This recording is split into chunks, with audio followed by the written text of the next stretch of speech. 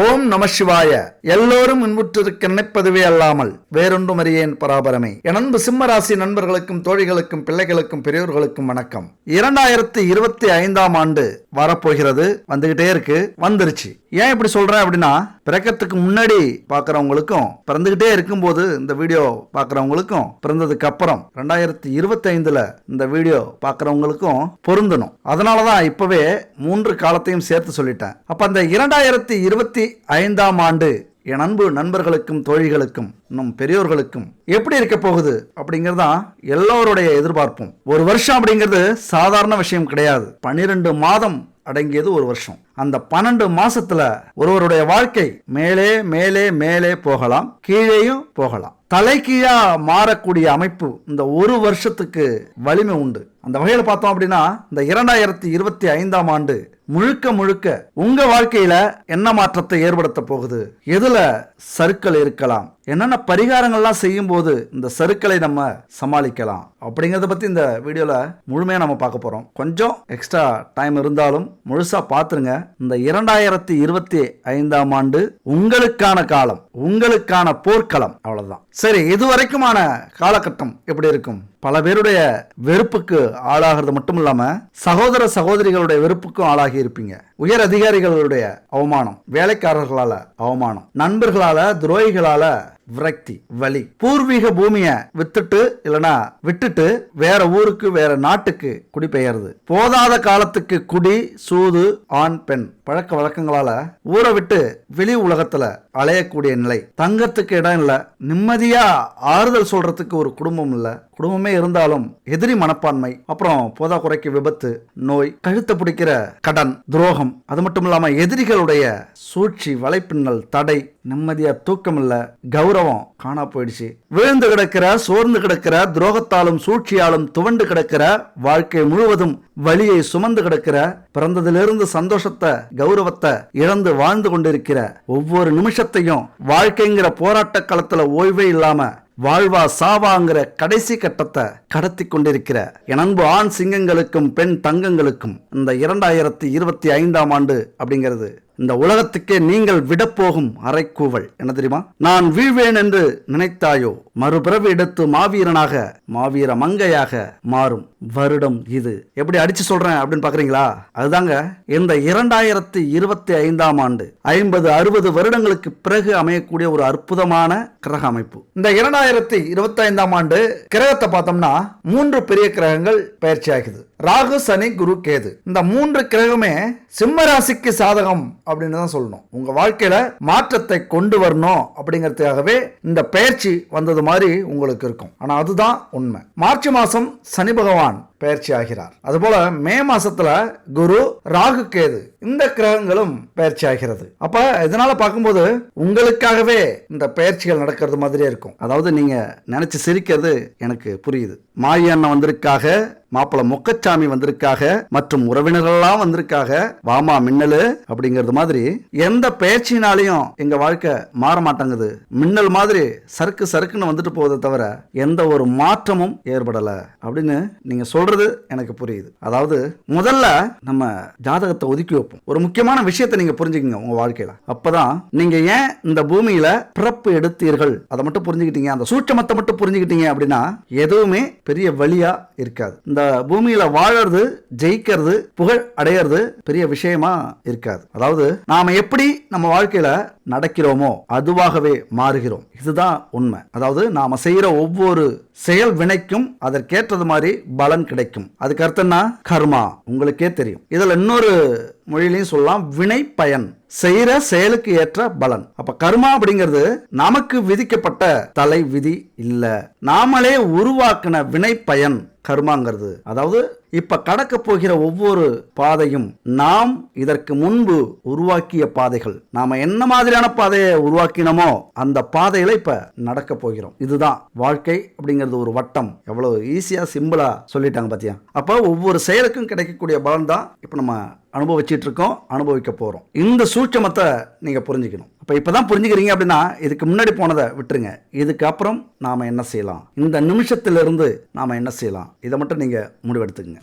இந்த ஆண்டு உங்களுக்கு மிக முக்கியமான ஆண்டு. வெற்றியை ருசிக்க போறீங்க. அந்த வெற்றி உங்களை நேசிக்கணும் அப்படின்னா நிச்சயமா முதல்ல நம்பிக்கை, தைரியம் இருக்கணும். நாம் ஆரம்பிக்கிற தொழிலோ சோதனையோ எதிர்பார்க்கும் வெற்றியை தரும் அப்படின்னு நினைச்சுக்கிட்டு இருக்கிற நேரத்துல திடீர்னு ஒரு அழிவை நம்ம சந்திச்சோம் அப்படின்னா எப்படி இருக்கும்? இந்த வரலாறு இதை நீங்க புரிஞ்சுக்கிட்டீங்க அப்படின்னா உங்க வாழ்க்கை எவ்வளவு பெரிய சிம்பிளான விஷயம் அப்படின்னு நீங்க புரிஞ்சுப்பீங்க. உங்கள் வாழ்க்கையில் நடக்கிற போராட்டங்களும் கஷ்டங்களும் துன்பங்களும் எதிர்பார்ப்புகளும் அதற்கான முயற்சிகளும் எவ்வளவு சிம்பிள் அப்படின்னு நினச்சிப்பீங்க. உதாரணமாக ஒரு தீ விபத்தோ வெள்ள அழிவோ திருடர்களால் நஷ்டமோ ஏற்பட்டது அப்படின்னா நாம் இடிஞ்சு உட்காந்துருவோம். நாம் செய்கிற வேலையில் உடனே கிண்டல் பண்ண ஆரம்பிச்சிருவாங்க. இதுதான் நேரம் அப்படின்னு உலகம் பூரா கேலி பண்ண ஆரம்பிச்சிருவாங்க. அதே நேரத்தில் எதுவும் நன்மைக்கே அப்படின்னு நினச்சிட்டிங்க அப்படின்னா உங்களுக்குள்ளார ஒரு உத்வேகம் கண்டிப்பா பிறக்கும். அதுக்கு எடுத்துக்காட்டு தான் இந்த வரலாறு. தாமஸ் ஆல்வா எடிசன் பல விஞ்ஞான கண்டுபிடிப்புகளுக்கு சொந்தக்காரர். ஒரு நாள் ராத்திரி கண்டுபிடிச்சிட்டு இருக்கும்போது எதிர்பாராத விதமா அவருடைய விஞ்ஞான கூடம் தீப்பிடிச்சு எரியுது. எரிஞ்சு எல்லாமே சாம்பலாயிடுது. கருவிகள், டாக்குமெண்ட், அவருடைய கனவுகளும் சேர்ந்து அதுல எரிஞ்சு போயிடுது. இதை பார்த்த எடிசன் மகன் இந்த காட்சியை அப்பா பார்த்தா ரொம்ப கஷ்டப்படுவார், உடல்நலம் பாதிக்கப்படுவார். அதுக்கப்புறம் அவர் முயற்சியை பண்ணாமல் விட்டுருவார் அப்படின்னு நினைச்சு வருத்தப்படுறாரு எடிசனுடைய மகன். பல ஆண்டுகளுடைய கனவும் உழைப்பும் ஒரே இரவுல நாசமாகி போயிடுச்சே அப்படின்னு கவலைப்பட்டார் அந்த பையன். உடனே அங்க வந்த எடிசன் பார்த்துட்டு அவசரமா, தம்பி ஓடு, உன்னுடைய அம்மாவை கூப்பிட்டு வா. தீயினால எரிஞ்ச இவ்வளவு பெரிய பொருட்களை இதுக்கு முன்னாடி உங்க அம்மா பார்த்ததில்ல, இந்த தீயை பார்த்ததுல போய் கூப்பிட்டு வா, பெரிய தீயா இருக்கு அப்படின்னு சொல்லி அனுப்புறாரு. தீ எரிஞ்சு நாசமாகி முடிஞ்சதுக்கு அப்புறம் மறுநாள் காலையில அந்த நாசமான ஆய்வு கூடத்தில் நடந்து போறாரு. அப்ப பின்னாடியே தொடர்ந்து வர உதவியாளர் அவர்கிட்ட எடிசன் சொல்றாரு. அதை கேட்ட உதவியாளர் உண்மையா அதிர்ந்து போனார். அப்படி உதவியாளர்கிட்ட எடிசன் என்ன சொன்னார்? அவர் சொன்னதை இந்த வீடியோட கடைசியா பார்க்கலாம். அதனால இந்த புத்தாண்டை பொறுத்த வரைக்கும் சிம்ம ராசிக்கு பொருளாதாரத்துல, குடும்பத்துல, வேலை, தொழில மிகப்பெரிய மாற்றம் மட்டுமில்ல முன்னேற்றம் கிடைக்க போகுது அப்படின்னு தான் சொல்லணும். ஏன்னா குருவின் பார்வை எங்க விழுது தெரியுமா? லாப வீட்டுல விழுது. குரு பார்வை கோடி நன்மையையும் புண்ணியத்தையும் சேர்க்கும் அப்படின்னு சொல்லுவாங்க. அப்ப லாப வீட்டுல விழுந்தாலே தெக்கு தெரியாம அட்ரஸே இல்லாம வாழ்ந்துகிட்டு இருந்திருப்பீங்க. மறைமுகமான வாழ்க்கை வாழ்ந்துகிட்டு இருப்பீங்க. என்ன, வெளியில வந்தா கடன் தொல்லை, கௌரவ பிரச்சனை, 4 பேர் அவமானப்படுத்துவாங்க, கிண்டல் பண்ணுவாங்க, கொடுக்க வேண்டிய மரியாதையை கொடுக்க மாட்டாங்க. இதுக்காகவே நீங்க மறைஞ்சு வாழக்கூடிய நிலைமை இருந்திருக்கும். ஆனா அதே நேரத்தில் இந்த காலகட்டத்தில் சிங்கம் குகையிலிருந்து வெளியில வந்தா எப்படி இருக்கும்? அப்படி கெத்தா வரும்ல. அந்த மாதிரி இந்த 2025ஆம் ஆண்டு நீங்க வெளி உலகத்துக்கு வரப்போகிறீர்கள், தெரிய போறீங்க. உங்களது புகழ் வெளி உலகத்துக்கு தெரியும். அதை செய்யக்கூடிய வேலை இந்த குரு பகவானுக்கு இருக்கிறது. அப்ப குரு உங்களுக்கு சாதகமாக இருப்பது மிகப்பெரிய அதிர்ஷ்டம். ஏன்னா சேமிப்பு உயரும், கடனால இருக்கிற பிரச்சனை எல்லாம் நீங்கும். அதுபோல பணத்தை இதுக்கு மேல செலவு பண்ணிட்டே இருக்க மாட்டீங்க. அது உங்க கூட தங்கறதுக்காகவே வரக்கூடிய பணமாக இருக்கும். அதே நேரத்துல சனி, ராகு, கேது இவர்கள் பங்குக்கும் உங்களுக்கு அபரிதமான ஒரு லாபத்தை, அதிர்ஷ்டத்தை கொடுக்க போறாங்க. பொருளாதார சிக்கல் இதுக்கு மேல உங்க குடும்பத்துல ஏற்படுறதுக்கான வாய்ப்புகளே இல்லை. அதுவும் இந்த 2025ஆம் ஆண்டு. ஆனா அதே நேரத்துல கவனமா கையாளணும். வரக்கூடிய பணத்தை எப்படி உங்களுக்கு வரவழைக்கணும், வந்த பணத்தை எப்படி நீங்க செலவு பண்ணணும், எப்படி சேமிக்கணும், நிதி விஷயத்துல, பொருளாதார விஷயத்துல கவனத்தை கடைபிடிக்கிறது சிம்மராசி நண்பர்களுக்கு இந்த காலகட்டத்தில் ரொம்ப நல்லது. அது மட்டும் இல்ல, தொழில் எப்படி இருக்கும்? அதுதான் குரு பகவான் லாப வீட்டை பார்க்கிறார். இதுக்கு மேல சொல்லணுமா? அப்போ உங்க கையில இருக்கு. கண்டிப்பா கொஞ்சம் நீங்க முயற்சி பண்ணாலும், தொழில வேலையில முயற்சி பண்ணாலும் அது மிகப்பெரிய வெற்றி அடையும். நீங்க நினைச்சு பார்க்க முடியாத வெற்றி. இதெல்லாம் நடக்குமா? என் வாழ்க்கையில இந்த இடத்தை அடைவேன் அப்படின்னு நினைச்சு பார்க்கல, இந்த உயரத்தை அடைவேன் அப்படின்னு நினைச்சு பார்க்கல, இத்தனை கோடியை சம்பாதிப்பேன் அப்படின்னு நினைச்சு பார்க்கல அப்படின்னு நீங்க சொல்ற அளவுக்கு இந்த 2025ஆம் ஆண்டு இருக்க போகிறது. ஏன்னா இந்த மார்ச் மாசம் வரைக்கும் 7ஆம் வீட்டுல இருக்கிற சனி அடுத்து 8ஆம் வீட்டுக்கு மாற அந்த காலகட்டம் இருக்குல்ல, எல்லா விஷயத்திலையும் உங்களை சேமிப்பார். வரக்கூடிய பிரச்சனைகளை தடுத்து அதுல உங்களுக்கான பலன் என்னவோ அதை தேடி கொடுக்க போகிறார். இந்த காலகட்டத்தில் தொழில் வியாபாரத்தை எந்த ஒரு தயக்கமே இல்லாம விரிவுபடுத்தலாம். இந்த இடத்துல கொஞ்சம் புத்தியை மட்டும் பயன்படுத்திக்கணும், அவ்வளவுதான். டக்குன்னு ஒரு விஷயத்தை அலசி ஆராயாம முடிவெடுக்கவே மாட்டீங்க. பொதுவாகவே சிம்மராசி நண்பர்கள் அப்படி. ஆனா இப்ப தொழில வேலையை பொறுத்த வரைக்கும், வியாபாரத்தை பொறுத்த வரைக்கும் விரிவுபடுத்தினீங்க அப்படின்னா மிகப்பெரிய லாபத்தை ஈட்டலாம். இந்த காலகட்டம் உங்களுக்கு விரிவுபடுத்துவதற்கான காலகட்டம். அதாவது பிரான்ச்சு, பெரிய கம்பெனியை உருவாக்குறது, சின்ன கம்பெனியிலேருந்து பிரைவேட் லிமிட்டடாக ஆக்குறது, இப்படி உங்களது தொழிலையும் உங்களது பிராஞ்சையும் பெருசாக அதிக தொழில் வேலை இப்படி உருவாக்கக்கூடிய காலகட்டம். வேலையை பொறுத்த வரைக்கும் உங்களது புகழ் இந்த ஆண்டு எங்கேயுமே பரவும். நீங்கள் செய்கிற தொழில் அந்த கம்பெனி இருக்குல்ல, அதனுடைய எதிரி கம்பெனிக்கு உங்களுடைய திறமை போய் சேரும். உங்களுக்கு ஒரு வேக்கன்சி உருவாகும், உங்களுடைய தரம் உருவாகும், உங்களுடைய தேவைகள் அதிகரிக்கும். அதாவது நீங்க வேணும் அப்படின்னு எல்லாரும் விருப்பப்படுவாங்க பெரிய பெரிய கம்பெனியில். அப்படி உங்களது திறமை இந்த காலகட்டத்தில் பிரகாசமா வெளியில வர்றதுக்கான வாய்ப்புகள் உண்டு. அதுபோல பயணம் செஞ்சு ஒரு வேலை செய்றீங்க, ஒரு தொழில் செய்றீங்க, ஒரு மார்க்கெட்டிங் செய்றீங்க அல்லது ஒரு பிசினஸ் செய்றீங்க அப்படின்னா பெரிய அளவுல ஜெயிக்கலாம். ஆனா அதே நேரத்தில் யாரையும் நம்பக்கூடாது. யாரையும் நம்பி ஒரு பெரிய தொகையை கைமாற்றக்கூடாது இந்த காலகட்டத்தில். அதுபோல கடன் வாங்கறத சுத்தமா தவிர்த்துருங்க. இந்த ஆண்டு கடன் வாங்குனீங்க அப்படின்னா அதை அடைக்கிறதுக்கு பல வருடங்கள் ஆகும். அதை அடைக்க முடியாத சூழ்நிலை உருவாகி நமக்கு பிரச்சனையை கொடுக்கும். இருக்கிற செல்வத்தை, நிலத்தை, சொத்தை எல்லாம் வித்து அந்த பணத்தை கொடுக்க வேண்டியது வரும். ஆனால் இந்த ஆண்டு மட்டும் கடன் வாங்காம கொஞ்சம் சிந்திச்சு ஒரு தொழிலோ வேலையோ ஒரு செலவோ கடன் வாங்காம இருக்கிறத வச்சு நீங்க முடிச்சுக்கிட்டீங்க அப்படின்னா அது மிகப்பெரிய பலனை கொடுக்கும், பலத்தை கொடுக்கும், லாபத்தை கொடுக்கும். வேலைக்கு போறவங்களை பொறுத்த வரைக்கும் தடைகள் இருக்கலாம், தாமதங்கள் இருக்கலாம். ஆனாலும் உங்களுக்கு முயற்சி இருக்கிறதுனால அந்த தடை தாமதங்களே உங்களை புகழடைய வைக்கிறது, உங்களை பிரபலப்படுத்துறது. இப்ப நீங்க கேள்விப்பட்டிருப்பீங்க, சில பேர் ஒரு முயற்சியினால, உழைப்பினால, தனித்திறமையினால வாழ்க்கையில பிரபலம் அடைவாங்க, ஒரே நாள்ல உலக புகழ் அடைவாங்க. ஆனால் சில பேர் ஒரு பிரச்சனையினால புகழ் அடைவாங்க, வெளி உலகத்துக்கு தெரிவாங்க. ஒன்னு அவங்க பாதிக்கப்பட்டிருப்பாங்க, இல்ல பாதிப்பை உருவாக்குபவர்களாக இருப்பார்கள். இப்படி பிரச்சனையின் மூலியமா பிரபலம் அடையக்கூடிய காலகட்டம் இந்த காலகட்டம். அப்ப வேலையில போய் சேரும்போது அல்லது இருக்கும்போது வெளி உலகத்துக்கு இப்படி ஒரு மனிதர் இருக்கிறார் அப்படின்னு தெரிய வரும். அது எப்படி உங்க திறமையால வெளில வர போறீங்களா, பிரச்சனையினால வெளில வர போறீங்களா, அடுத்தவங்களுக்கு பிரச்சனை கொடுத்து வெளியில வர போறீங்களா, அதெல்லாம் சூழ்நிலையை பொறுத்து இருக்கு. நீங்க நடந்துக்கிற அந்த நடவடிக்கையை பொறுத்து இருக்கு. ஆனால் வேலையில முன்னேற்றமும் வெற்றியும் சம்பள உயர்வும் உறுதி அப்படின்னு இருக்கு. அதைத்தான் நீங்க புரிஞ்சுக்கணும். பதவி உயர்வு கண்டிப்பா கிடைக்கும். இங்க என்ன புரிஞ்சுக்க வேண்டிய விஷயம் அப்படின்னா, தடைகளை கடந்து, பிரச்சனைகளை கடந்து கஷ்டப்பட்டு அந்த பதவி உயர்வும் சம்பள உயர்வும் உங்களுக்கு வந்து சேரும் அப்படிங்கிறது தான் விதி. அது மட்டும் இல்ல, குருவினுடைய அருள் கிடைக்கிறதுனால சிறப்பா செயல்படுவீங்க. ஒரு பண்போட உங்களுடைய உள்ளத்தாலேயே, உங்களுடைய உள்ளத்துக்காகவே உங்களுக்கு பதவி உயர்வு கிடைக்கும். அவர் பெரிய மனுஷையா, அவர் நல்ல மனுஷையா, அத்தனை பேரையும் மதிச்சு செயல்படக்கூடியவரையா, அவருக்கு இந்த வேலை பொருத்தம், அவருக்கு மட்டும்தான் இந்த வேலை பொருந்தும் அப்படின்னு சொல்லக்கூடிய ஒரு அமைப்பை குரு பகவான் கொடுப்பார். உயரதிகாரிகளுடைய பாராட்டு கூட கிடைக்கும். உங்களுடைய நேர்மைக்கும் உழைப்புக்கும் நல்ல எண்ணத்துக்கும் நல்லொழுக்கத்துக்கும் பாராட்டு கிடைக்கக்கூடிய காலகட்டம், ஆதரவு கிடைச்சி பதவி உயர்வு கிடைக்கும். ஆனாலும் நான் முன்னாடி சொன்ன மாதிரி தடைகள், பிரச்சனைகள், இதுல எச்சரிக்கையா இருக்கணும். அடுத்தது, ஏதாவது ஒரு 2-3 கோடியில பங்களா, ஒரு 10 கோடியில சொத்து, ஒரு 1 கோடி 2 கோடியில வாகனம், இது ஏதாவது வாங்குறது மாதிரி இருக்கா அப்படின்னு நீங்க கேட்க வரீங்க. அதெல்லாம் ரொம்ப சின்னதுங்க. உங்களுடைய திறமைக்கும், உங்களுடைய யோகத்துக்கும், உங்களுடைய அதிர்ஷ்டத்துக்கும் இந்த 2025ஆம் ஆண்டு எல்லாமே பிரம்மாண்டமா மிகப்பெரிய ஒரு அதிர்ஷ்டத்தோட இந்த ஆண்டை நீங்க கடக்க போறீங்க. நிலம், சொத்து, சுகம், ஆடம்பரம், உல்லாசம் இதெல்லாம் அனுபவிச்சுட்டு இந்த ஆண்டை கடக்க போறீங்க. கட்டின வீடை வாங்கலாம், இல்லைன்னா இடம் வாங்கி வீடு கட்டலாம். புதிதா வீடு கட்டக்கூடிய யோகம் அல்லது வாங்கக்கூடிய யோகம் கண்டிப்பா உண்டு. வண்டி வாகனம் வாங்கினீங்க அப்படின்னா எல்லாருக்கும் செலவு, ஆனா உங்களுக்கு யோகம். அதன் மூலியமா முன்னேற்றம் கிடைக்கும். உங்க வேலையிலையோ, தொழிலையோ, குடும்பத்திலேயோ முன்னேற்றம் உருவாக்கக்கூடிய அமைப்பு வண்டி வாகனம் வாங்குறதுனால. அப்புறம் பழைய வாகனத்தை வித்துட்டு ஏதாவது இருந்தா புதிய வாகனம் கூட வாங்குவீங்க. ஆனாலும் அங்க யோசிக்கணும், பழைய வாகனம் விற்கலாமா, விற்க வேணாமா, அது விற்கக்கூடிய இடத்துல இருக்கா, அல்லது புதுசுக்காக ஆசைப்பட்டு பழச விற்கிறோமா, இங்க சிந்திக்கணும். எதுலயும் ரிஸ்க் எடுக்க கூடாது. உங்களுக்கு சாதகமாக பயணம் செய்யணும். நீங்க ரிஸ்க் எடுக்க வேண்டிய ஒரே விஷயம் வேலை, தொழில். மற்றபடி செலவுல, ஒரு பொருள் வாங்குறதுல இதெல்லாம் ரிஸ்க் எடுக்காதீங்க. ஏதாவது இந்த காலகட்டத்தில் சீக்கிரமா ஒரு வேலை முடியுது, ஒரு விஷயம் கிடைக்குது அப்படின்னா அங்க நீங்க கவனமா இருக்கணும். ஏன் அப்படின்னா, சீக்கிரமா முடிகிற வேலையும் அவசரமா உடனே கிடைக்கிற பொருளும் அது நிலைக்காது.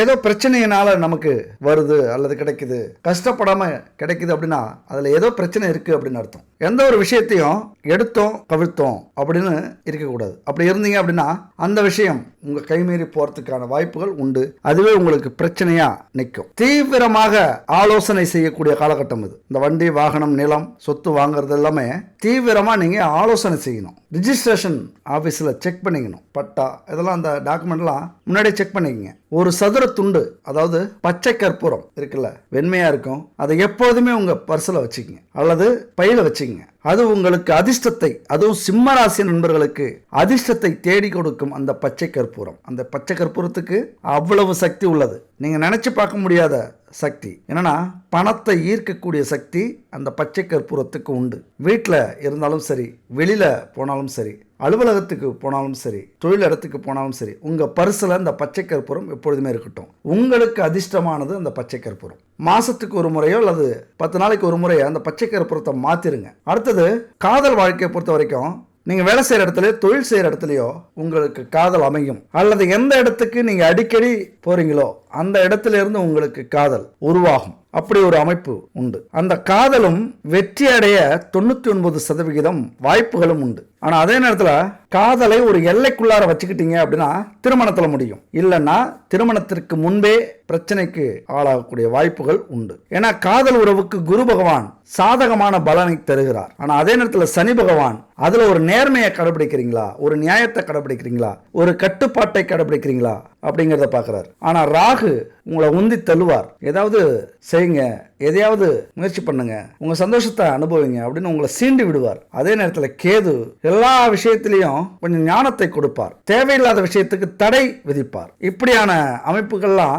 இந்த காலகட்டத்தில் காதல்லையும் அடுத்தது திருமணத்திலையும் இந்த கிரக அமைப்பு செய்யும். ஆனா திருமணத்தை மீறிய காதல் உறவு, அதாவது கள்ளக்காதல், கள்ள உறவு இருந்தது அப்படின்னா இங்க பெரிய சிக்கலை சந்திக்கக்கூடிய ஒரு காலகட்டம். ரகசிய உறவு வெளிச்சத்துக்கு வந்து அவமானத்தை, கௌரவ இழப்பை அல்லது மறைவு வாழ்க்கையை, வெளியூர், வெளிநாடு, வெளி தேசம், தூர தேசம் போய் மறைந்து அவமானத்தால் சிக்குண்டு சிதறுண்டு வாழக்கூடிய ஒரு நிலையையும் உருவாக்கும். அப்ப காதலாக இருந்தாலும் திருமணமாக இருந்தாலும் இங்க நேர்மையை கடைபிடிக்க சொல்லுது இந்த கிரக அமைப்புகள். அடுத்து குடும்பத்தை பொறுத்த வரைக்கும் திருமணத்துக்கு நீங்க பொண்ணு மாப்பிள்ளை பார்த்துக்கிட்டு இருந்தீங்கன்னா இது ஒரு நல்ல காலம். நீங்க என்ன ஆசைப்பட்டீங்களோ அந்த மணமகன் மணமகள் கிடைப்பார்கள். நிச்சயதார்த்தத்துல தடை இருக்காது, அது பட்டே நடக்கும். இந்த ஆண்டு கண்டிப்பா இத்தனை வருஷம் நீங்க முயற்சி பண்ணி திருமணம் நடக்கல அப்படின்னா இந்த ஆண்டு கண்டிப்பா நடக்கக்கூடிய ஆண்டாக இருக்கும். ஏன்னா உங்களுக்கு நல்ல காலம் பிறந்துருச்சு அப்படின்னா எல்லாத்துலயும் ஓரளவுக்கு நல்லது செய்யும். அதுபோல ஏற்கனவே திருமணமான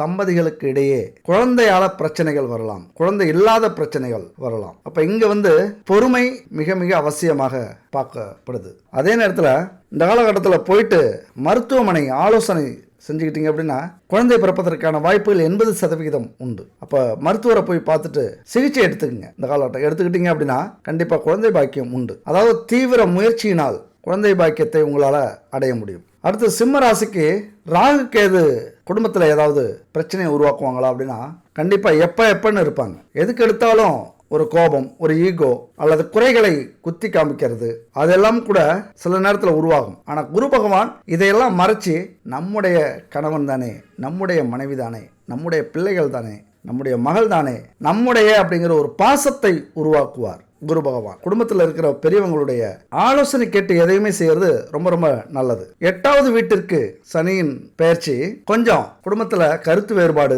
கண்டங்கள், அவமானம், வம்பு வழக்கு இப்படியான சூழ்நிலையை ஏற்படுத்தக்கூட வாய்ப்பு உண்டு. வாய்ப்புகள் தான் உண்டு, ஆனால் உண்மையாக நடக்கும் அப்படின்லாம் நினைக்க வேண்டாம். வாய்ப்புகள் உங்களுடைய நடவடிக்கைக்கு ஏற்றது மாதிரி இருக்கும். எதுலையுமே கொஞ்சம் நேர்மையை கடைபிடிச்சு விட்டு கொடுத்து போனீங்க அப்படின்னா இதுக்கெல்லாம் இடமே இல்லை. என்னதான் கிரகங்கள் இருந்தாலும் நம்மளுடைய செயல்பாடுகள் தானே அது நல்லதாக்குறதும் கெட்டதாக்குறதும் நடந்துகிட்டு இருக்கு. வேற யாராவது நமக்காக நல்லது கெட்டது வந்து செய்கிறாங்களா? நம்ம கையில தான், நம்ம தான் அதை செஞ்சுக்கிட்டு இருக்கோம். நமக்கு தான் அந்த விளைவுகள் ஏற்படுது, நம்ம தான் அதை அனுபவிக்கிறோம். அது மட்டும் இல்ல, வெளிநாட்டுக்கு போகக்கூடிய சூழ்நிலைகளும் வரலாம். அப்படி போயிட்டீங்க அப்படின்னா நல்லா சம்பாதிப்பீங்க. ஆனா எப்படி வரும் அப்படின்னா குடும்பத்தை விட்டு வனவாசம் போற கதை, ராமர் போனது மாதிரி, இல்லைன்னா ஊரை விட்டு மறைஞ்சி வாழறது மாதிரியான ஒரு அமைப்பு. இதெல்லாமே இந்த குருவின் தாக்கத்தினால வரும். ஆனாலும் உங்க வேலையிலையும் தொழிலையும் கவனம் செலுத்தினீங்க அப்படின்னா இந்த விஷயங்கள்லாம் நடக்காது. குடும்பத்தில் பிரச்சனைகள் நடக்காது. நாம் வாழ்கிற வாழ்க்கையில் ஏதாவது ஒரு விஷயத்தில் நம்ம ஃபோக்கஸ் பண்ணுறோம் அப்படின்னா அதுவே நல்லதையும் கெட்டதையும் பிரதிபலிக்கும். உங்களுடைய கவனத்தை குடும்பத்து மேலேயும், குடும்பத்தில் இருக்கிற பிரச்சனைகள் மேலேயும் அல்லது குடும்பத்து மேலே ஏதையாவது ஈகோ இருந்ததுன்னா அதை சார்ந்தே உங்களுக்கு பிரச்சனைகள் போயிட்டு இருக்கும். அதே நேரத்தில் உங்களது ஃபோக்கஸ் தொழில் இருந்ததுன்னா இன்னொன்று குடும்பத்தை மறந்துடுவீங்க. குடும்ப பிரச்சனைகள் உங்களுக்கு பெருசா தெரியாது. அப்ப தொழில் உங்களுக்கு சிறப்பா நடக்கும். இங்க எது முக்கியம் அப்படின்னு தேர்ந்தெடுக்கக்கூடிய காலகட்டம். நீங்க தொழிலை தேர்ந்தெடுக்கிறீங்களா, குடும்பத்தை தேர்ந்தெடுக்கிறீங்களா, அல்லது பொழுதுபோக்கு அம்சத்தை தேர்ந்தெடுக்கிறீங்களா, அல்லது நாமளும் பிறந்தோம் வாழ்ந்தோம் அப்படின்னு மேம்போக்கா மேலோட்டமா போறீங்களா, எல்லாமே உங்களுடைய செயல்பாடுகளை பொறுத்து இருக்கு. ஆனாலும் கொஞ்சம் அக்கறையோட தொழில கவனம் செலுத்தினீங்க அப்படின்னா அந்த லாப குரு உங்களுக்கு அற்புதமான லாபத்தை கொடுக்கும். நீங்க எடுக்கிற வேலையில கண்ணும் கருத்துமா இருக்க வேண்டியது மிகவும் அவசியம். அப்படி இருந்துட்டீங்க அப்படின்னா உங்க வாழ்க்கையில இந்த ஆண்டு உச்சத்தை அடைவீர்கள். நீங்க செய்யற வேலையை ஏதோ கடமைக்காகவும் விதியே இதெல்லாம் நம்ம செய்ய வேண்டியதா இருக்கே, நம்ம படிச்ச படிப்புக்கும் செய்யற வேலைக்கு சம்பந்தமே இல்லையே அப்படிங்கிற வெறுப்பு இல்லாம எதை செஞ்சாலும் அதை கடவுளாக, ஏன்னா நம்ம நாட்டுல கடவுளுக்கு பஞ்சம் இல்லை. இதை நிறைய பேர் கேலி பண்ணுவாங்க. ஆனா உண்மை என்னன்னா எல்லாரையும் நாம மதிக்கிறோம், கடவுளுக்கு இணையாக பார்க்கிறோம், அதுதான் அர்த்தம். அப்ப நாம செய்யற வேலையையும் தொழிலையும் வெறுப்போட செஞ்சீங்க அப்படின்னா ஒரு படி கூட மேல ஏற முடியாது. அதே நேரத்துல கருமமே கண்ணாயினர் அப்படின்னு சொல்லுவாங்க. அந்த மாதிரி நீங்க இருந்தீங்க அப்படின்னா இந்த ஆண்டு உங்களுக்கான ஆண்டு. உங்கள் கொடி பறக்கும் இந்த ஆண்டுல. அப்ப நம்ம செய்யற வேலையை தொடங்கிட்டோம் அப்படின்னா அதை பற்றிய சிந்தனைகள் அதிகமா இருக்கணும், எண்ணங்கள் அதிகமா இருக்கணும். உங்களை எந்த ஒரு விஷயம் தூங்க விடலையோ அதுல கண்டிப்பா நீங்க சாதிப்பீங்க. அதே நேரத்துல பயந்துடக்கூடாது. நிறைய முயற்சி பண்ண போறீங்க இந்த வருஷம், நிறைய உழைக்க போறீங்க, நிறைய மனிதர்களை சந்திக்க போறீங்க, நிறைய சிந்திச்சு செயல்பட போறீங்க. ஆனால் அங்க நம்பிக்கை தான் முக்கியம். உண்டு உண்டு என்று நம்பிக்கை எடு, இங்கு உன்னை விட்டால் பூமி ஏது கவலை விடு, ரெண்டில் ஒன்று பார்ப்பதற்கு தோளை நிமிர்த்து, ரெண்டில் ஒன்று பார்ப்பதற்கு தோளை நிமிர்த்து, அதில் நீதி உன்னை தேடி வரும் மாலை தொடுத்து, ஹே நெஞ்சம் உண்டு நேர்மை உண்டு ஓடு ராஜா, நேரம் வரும் காத்திருந்து பாரு ராஜா. இப்படி முடியும் அப்படின்னு நம்பி அடுத்தவங்களால முடிக்க முடியாது அப்படின்னு நினைக்கிற காரியத்தை சுலபமா நீங்க முடிச்சு காட்டுவீங்க, சாதித்து காட்டுவீர்கள். இதெல்லாம் எவ்வளவு அற்புதமான பாடல். உங்களுக்கு சோர்வு ஏற்படும் போது இந்த மாதிரி ஒரு மோட்டிவேஷன் சாங் போட்டு ஒரு 10 நிமிஷம் கேளுங்க, மீண்டும் பிறப்பீர்கள். இன்னைக்கு பல பேர் வாழ்க்கையில மாற்றம் ஏற்பட்டிருக்கு அப்படின்னா இந்த மாதிரியான பாடல்களுக்கு முக்கிய பங்கு உண்டு. அடுத்தது உடல் ஆரோக்கியத்தை பொறுத்த வரைக்கும் நமக்கு ரொம்ப முக்கியமானது உடல் ஆரோக்கியம். சனியின் பார்வை உடல்ல கொஞ்சம் அசதியை ஏற்படுத்தும். உடல் ஆரோக்கியத்தை பொறுத்த வரைக்கும் அலட்சியமா இருக்க வேண்டாம். உடல் பருமன் இந்த காலகட்டத்தில் அதிகமாக்கும். உடற்பயிற்சி ரொம்ப முக்கியமானதா இருக்கும். உடற்பயிற்சி செஞ்சுக்கிட்டீங்க அப்படின்னா ஆரோக்கியம் மேம்படக்கூடிய காலகட்டம். முடிஞ்ச வரைக்கும் சூரிய பகவானை காலையில வணங்கறதுக்கு முயற்சி பண்ணுங்க. ஒரு 10 நிமிஷம் சூரியன் பார்வைக்கு நில்லுங்க காலையில. உங்களுடைய உடம்புல இருக்கிற அத்தனை நோய்களும் பறந்து ஓடும். 2025ஆம் ஆண்டை பொறுத்த வரைக்கும் ஒரு 80% சிம்மராசி நண்பர்களுக்கு ஒரு அற்புதமான காலத்தை, வாய்ப்பை, அதிர்ஷ்டத்தை கொடுக்குது. பயன்படுத்திக்கிறது உங்க கையில தான் இருக்கு, உங்க முயற்சியில தான் இருக்கு. அதே போல இறை வழிபாடு ரொம்ப முக்கியம். என்னதான் பிரச்சனைகள் இருந்தாலும், வேலை கஷ்டங்கள் இருந்தாலும் இறை வழிபாட்டை மட்டும் நீங்க விட்டுறக்கூடாது. வியாழக்கிழமை தோறும் குரு பகவானை வணங்கறதுக்கு முயற்சி பண்ணுங்க, விரதம் இருங்க. சிவன் கோவிலுக்கோ அல்லது பெருமாள் கோவிலுக்கோ போயிட்டு வாங்க.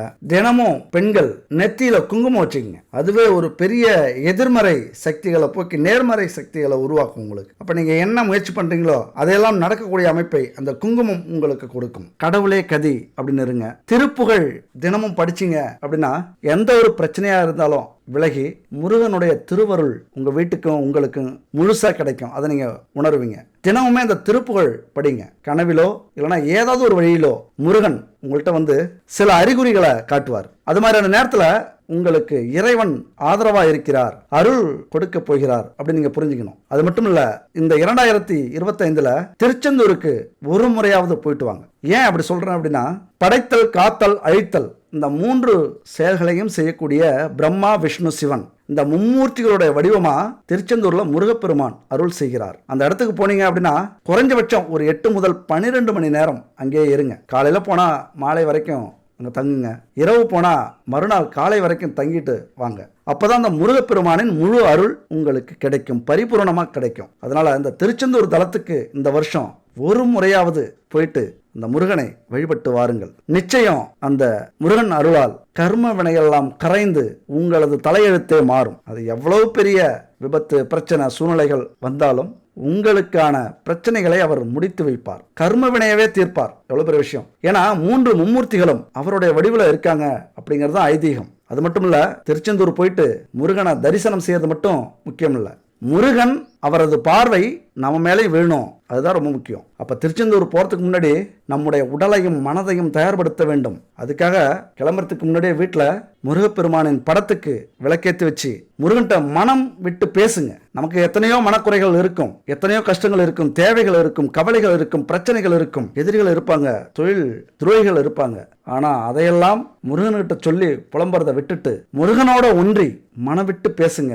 மனதார முருகா அப்படின்னு அடையுங்க. நீயே துணை எனக்கு, உன்னை தவிர என்னை காக்க யாருமே இல்லை, நீயே கதி, நீ அழைத்தால் மட்டுமே நான் திருச்செந்தூர் வருவேன் அப்படின்னு மன உறுதியோட சொல்லி தினமும் இந்த திருப்புகழ் படியுங்க. ஏதாவது ஒரு சூழ்நிலையில அவராவே உங்களை கொண்டு போய் திருச்செந்தூர்ல விடுவார். உங்களால தவிர்க்கவே முடியாது. அந்த நேரத்துல அவர் நினைக்கும் போது நீங்க அங்க இருப்பீங்க. அங்க போயிட்டு அந்த நேரத்துல வந்துட்டீங்க அப்படின்னா கர்ம வினைகள் கரைந்து கோடீஸ்வரராக பணத்துல மட்டும் இல்ல மனதிலையும் அந்த புனிதத்தை உங்களால அடைய முடியும். என் அன்பு நண்பர்களே, நான் சொல்றது எல்லாமே இதுதான். நீ எவ்வளவு பெரிய கோடீஸ்வரனாகவும் இருக்கலாம், நீ எவ்வளவு பெரிய ஏழையாகவும் இருக்கலாம். உங்க வீட்டு பூஜை அறையும் சமையல் அறையும் சுத்தமாக இல்லைன்னா இது எல்லாத்துக்கும் ரொம்ப கீழே. இந்த ரெண்டுமே நம்ம வாழ்க்கையிலையும் சரி நம்ம வீட்லயும் சரி ரொம்ப ரொம்ப முக்கியம். பூஜை அறையில நறுமணம் வீசிக்கிட்டே இருக்கணும், ஒரு வாசனை வந்துகிட்டே இருக்கணும் எப்பொழுதுமே சரி. நாற்றம் இதெல்லாம் வந்ததுன்னா சத்தியமா நம்ம வாழ்க்கையில முன்னேறவே முடியாதுங்க. அங்கத்தான் எதிர்மறை சக்திகள் நம்ம வீட்டில் இருக்கு. சில வீட்டுக்கு போனோம்னா நமக்கு ஏதோ ஒரு வாடை வந்துகிட்டே இருக்கும். நீங்க கவனிச்சிருப்பீங்க. நம்ம வாழ்க்கையில முன்னேறவே முடியல, அடிக்கடி பிரச்சனைகள், வீட்டில் சந்தோஷமே இல்லை, சுப நிகழ்ச்சியிலே நடக்கல, எந்நேரம் பார்த்தாலும் சண்டை சச்சரவுகள், அழுகை, கடன் பிரச்சனை இப்படி இருக்குன்னா அதுக்கு காரணம் நம்ம வீட்டில் இருக்கிற எதிர்மறை சக்திகள் தான் காரணம். அதுபோல் வெள்ளி செவ்வாய் இந்த கிழமையெல்லாம் தீபம் ஏற்றி ஊதுபத்தி இல்லைனா சாம்பிராணி அகர்பத்தி இதெல்லாம் ஏற்றி வழிபடுங்க. கண்டிப்பாக மற்ற 7 நாள்லையும் முடியலன்னா இந்த 2 நாளாவது செய்யுங்க. வெள்ளிக்கிழமையில மகாலட்சுமிக்கு நாணயத்தால் பூஜை செய்வது நம்ம வீட்டில் மகாலட்சுமி குடியிருக்க உறுதி செய்யறது மாதிரி. ஊறுகாய் அப்படிங்கிறது மிக மிக முக்கியமானது. நம்ம வீட்டில் ஊறுகாய் இருக்கும், இதெல்லாம் தெய்வீகத்துக்கு தொடர்புடையதா அப்படின்னு இது வரைக்கும் நிறைய பேத்துக்கு தெரியாது. ஆனால் குபேரனுக்கு மிகவும் பிடித்த உணவு ஊறுகாய். அதனால வீட்டின் சமையல் அறையில உப்பு, ஊறுகாய், மஞ்சள் இதெல்லாம் இருந்துகிட்டே இருக்கணும். பணத்துக்கு குறை இருந்தாலும் இந்த உப்பு, ஊறுகாய், மஞ்சள் இதுக்கெல்லாம் குறையே இருக்கக்கூடாது. இதெல்லாம் இருக்கும்போது தான் நம்ம வீட்டில் மகாலட்சுமி குடியிருப்பாள். இந்த பூஜை பொருட்கள் உங்க வீட்டில் இருக்கா அப்படின்னு கன்ஃபார்ம் பண்ணிக்கங்க. உங்க வாழ்க்கையில மிகப்பெரிய மாற்றத்தை நீங்கள் ஏற்படுத்துவீங்க. லட்சுமி விளக்கு வச்சுக்கோங்க. நெய் இருக்கான்னு பாருங்க. 7 வகையான திரி வாங்கி வச்சுக்கோங்க. என்னென்ன வகை திரி? பஞ்சு திரி, வாழைத்திரி, தாமரைத்தண்டு திரி, எருக்கந்திரி, மஞ்சள், சிகப்பு, பச்சை திரி, இப்படி 7 வகையான திரிக்கள் இருக்கணும். பஞ்சதீப எண்ணெய் இருக்கணும். பஞ்சகாவிய விளக்கு இருக்கணும். அகர்பத்தி, சாம்பிராணி, சூடம், பணத்தை ஈர்த்து கொடுக்கக்கூடிய பச்சை கற்பூரம், பாவ புண்ணியங்களை சரி பண்ணக்கூடிய பச்சரிசி கோலமாவு, நான் சொன்ன மாதிரி குபேரனுக்கு பிடிச்ச ஊறுகாய், உப்பு, மஞ்சள். இந்த பொருள்லாம் இல்லாம எந்த வீடு இருக்குதோ அந்த வீட்டில் அடிச்சு சத்தியமா சொல்றேங்க, குபேரனும் இருக்க மாட்டார், லட்சுமியும் இருக்க மாட்டாங்க. அப்படின்னா என்ன? பணங்காசு தங்காது. எந்நேரமும் கடன் பிரச்சனை இருந்துகிட்டே இருக்கும். இந்த பணத்தால பிரச்சனை இருந்துகிட்டே இருக்கும். ஏன்னா எதிர்மறை சக்திகள் நம்ம வீட்டில் இருக்கு அப்படின்னு அர்த்தம். முடிஞ்ச வரைக்கும் இந்த பொருள்லாம் சுத்தமான பொருளா வச்சுக்கோங்க. கலப்படம் இல்லாத எண்ணெயோ அல்லது பச்சை கற்பூரமோ. நம்ம கடவுளுக்கு தான் இதெல்லாம் செய்கிறோம், ஏதோ ஒரு பொருளை கடையில் வாங்கி கம்மியாக கிடைக்குதுன்னு பரிகாரம் செய்வோம் அப்படின்னு நினச்சிங்கன்னா அந்த பரிகாரத்துக்கு அந்த அளவுக்கு உங்களுக்கு பலன் கிடைக்காது. முடிஞ்ச வரைக்கும் நம்ம மனசாட்சிப்படி சுத்தமான பொருளை தேடுவோம். எங்கேயும் கிடைக்கல அப்படின்னா இந்த ஸ்க்ரீனில் இருக்கிற நம்பருக்கு கான்டாக்ட் பண்ணுங்கள். குட் பேபி சுத்தமான தரமான பூஜை பொருட்களாக இவங்க கொடுத்துக்கிட்டு இருக்காங்க. வாங்கி முயற்சி பண்ணி பாருங்கள். உங்களுக்கு தேவைன்னா இந்த விஷயத்தை எடுத்துங்க. இது ஒரு விளம்பரம் தான். வீட்டில் வாங்கி வச்சு இந்த பூஜைகள் எல்லாம் செய்யுங்க, பரிகாரங்களை செய்யுங்க. நம்ம வாழ்க்கையில் உணவு எப்படியோ அரிசி, பருப்பு, கோதுமை, காய்கறிகள், மசாலா ஐட்டங்கள்லாம் இருக்குதோ அந்த மாதிரி கிச்சன் ரூமில் இந்த பொருளாக இருந்ததுன்னா பூஜை ரூமில் இந்த பொருள் இருந்தே ஆகணும். எதிர்மறை சக்திகள் வீட்டில் இருக்காது, நேர்மறை சக்திகள் நிறைந்திருக்கும். உங்கள் வீட்டில் எந்த ஒரு கஷ்டமுமே வராது. மிகப்பெரிய மாற்றத்தை அது ஏற்படுத்தும். இதெல்லாம் யாருக்கு தெரியுமா? நம்பினவங்களுக்கு மட்டும்தான். நம்பிக்கை இல்லாமல் கமெண்ட்ஸில் நம்மளை திட்ட ஆரம்பிச்சிடுவாங்க. என்ன விளம்பரமா, நல்ல ப்ராடக்ட்டு அட்வர்டைஸிங்க, நல்லா மார்க்கெட்டிங் திறமையா, இப்படி பல எழுத்துக்கள். அதை பற்றி நமக்கு என்னப்பா கவலை?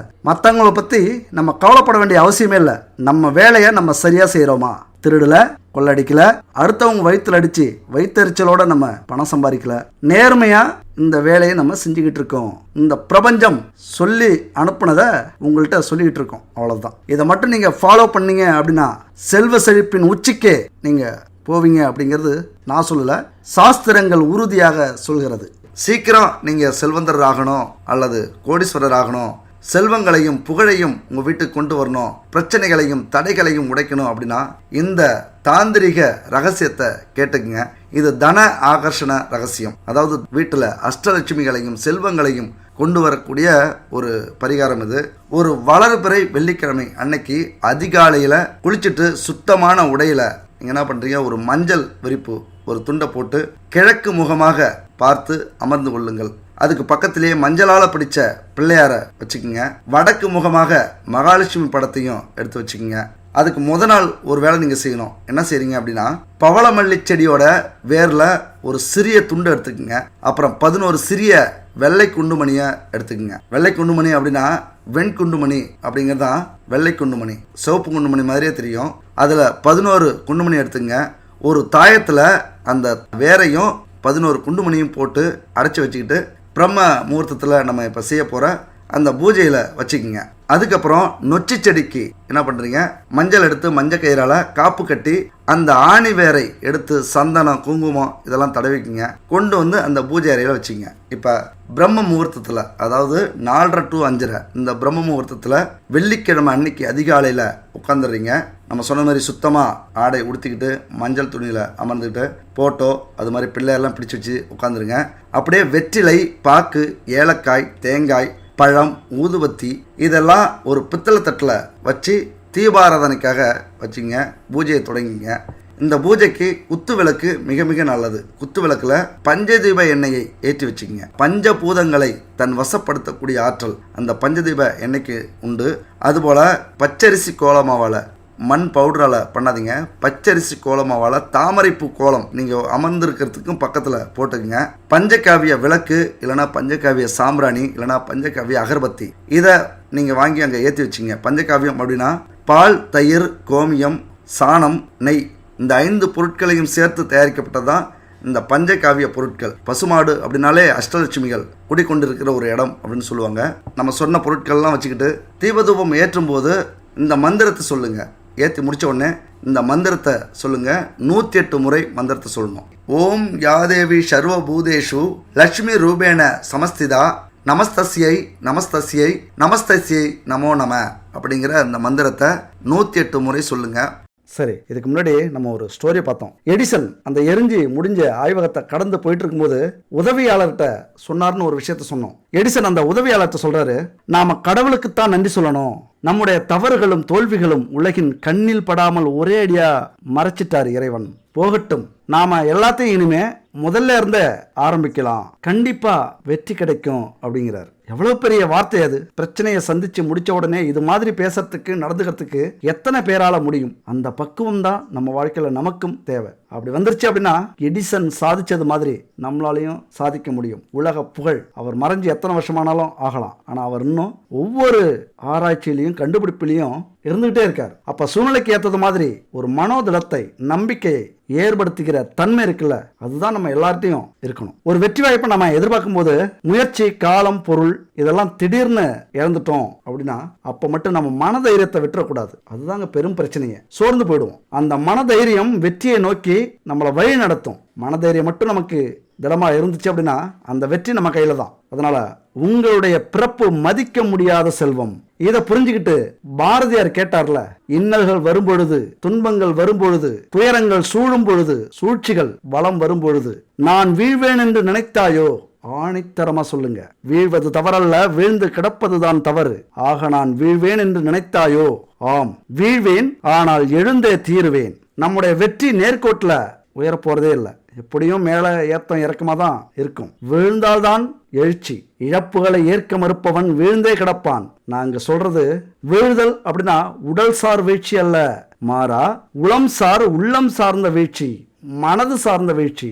எவன் ஒருவன் இழப்புகளை ஏற்க தயாராக இருக்கிறானோ, எவள் ஒருவள் இழப்புகளை ஏற்க தயாராக இருக்கிறாளோ, எவள் வீழ்த்தினாலும் எழுவான், எழுவாள். வீழ்வதற்கு காரணம் நாம இல்லைனாலும் நாம எழுவதற்கு நம் கைகள் காரணமாக இருக்கணும் ராசா, இருக்கணும். வீழ்ந்தவர் ஒரு நாள் சுயமுயற்சியில் எழுந்தே தீர வேண்டும். இந்த உலகத்துல நம்மளை தூக்கிலிட பல வேடிக்கை மனிதர்கள் இருக்கிறார்களே தவிர தூக்கிவிட எவருமே இல்லை. ஆகவே உன்னை நம்பு, இழப்புகளை ஏற்க பழகு, அடிபட அடிபட நீ உறுதியாவாய். வீழ்ந்தாலும் எழுவோம், விதைகளாய் மறுபிறவிக் கொள்வோம். இந்த பிரபஞ்சத்துக்கு சொல்லுங்க, என்னை படைச்ச உன்னை என்றும் தாழ விடமாட்டேன் பிரபஞ்சமே. நம்மை வீழ்த்த நினைக்கும் ஆத்மாக்களுக்கு சொல்லுங்கள், இருப்பதற்காக வாழும் மனிதர்களுக்கு நடுவிலே வாழ்க்கையை பறப்பதற்காக என வாழும் நான்.